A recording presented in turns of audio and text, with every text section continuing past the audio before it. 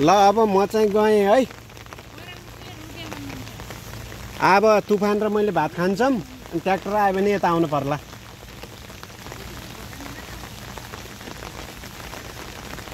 अब घर गएर नि के गरिएला र अब साँझै जाउँला आरामसँग।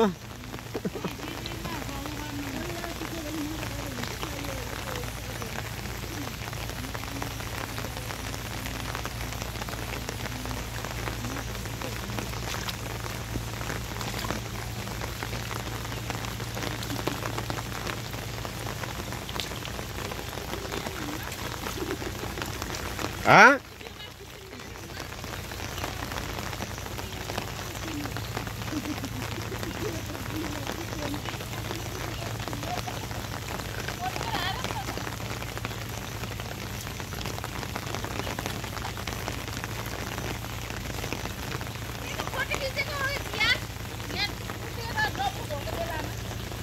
त्यता खिचे छैन मैले के को।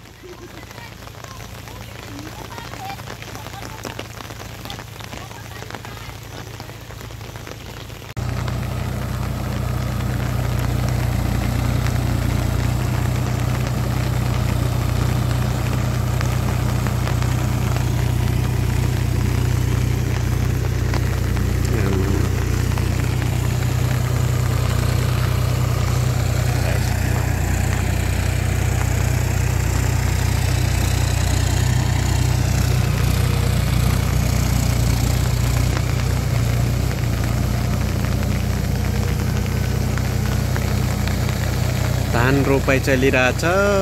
असाढ 15 को सबैलाई शुभकामना छ।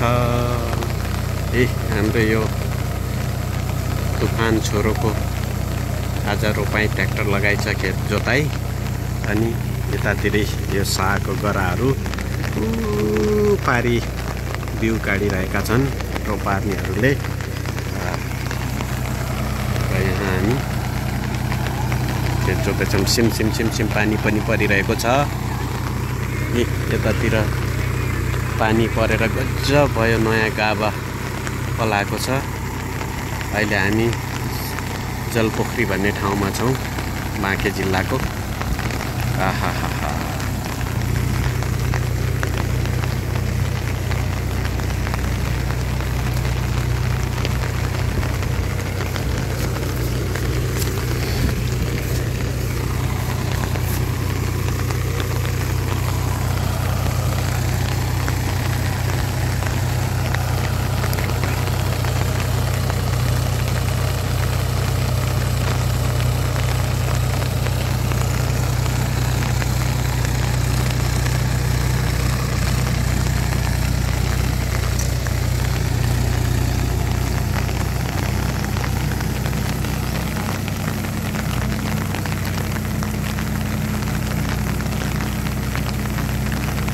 मानो रोपेर पुरी फलाउने समय हो अहिले।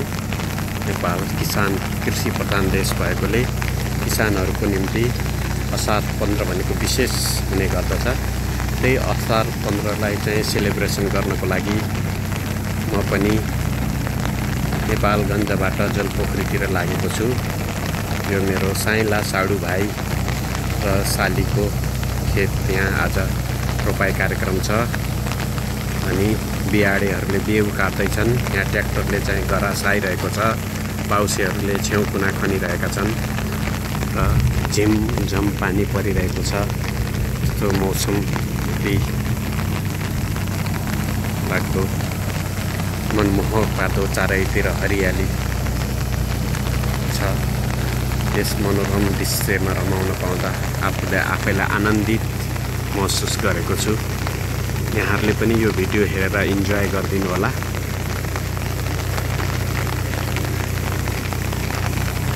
असाढ 15 दही चिउरा साउने सङ्क्रान्तिमा खिर भन्ने गाना त्यसै चलेको होइन होला। तप तप तप तप पानी परिरहेको छ, इतना सिम सिम सिम सिम पानी परेको छ। अनि झरी बादल पनि केही नभनिकन खेती किसानहरू आफ्नो बारीमा रमाइरहेका छन्। यो दृश्यहरू चाहिँ हजुरहरूलाई देखाउन पाउँदा म आफूलाई पनि भाग्यमानी ठानेको छु। त्यसैको बेला चाहिँ मेरो एउटा गजलको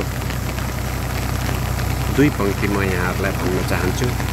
झम झम पानी परिरहेछ असारको रातमा, झम झम पानी परिरहेछ असारको रातमा, न समाउन सके बाउसो, न दिन सके तिमीलाई रोपाईको साथमा, झम झम पानी परिरहेछ असारको रातमा भन्ने मैले कुनै जमानामा साउदी अरबको जीवन व्यतीत गर्ने बेलामा लेखेको थिएँ। त्यसलाई मैले आज 2 शब्द मात्रै हजुरहरूलाई यहाँ प्रस्तुत गरेको छु।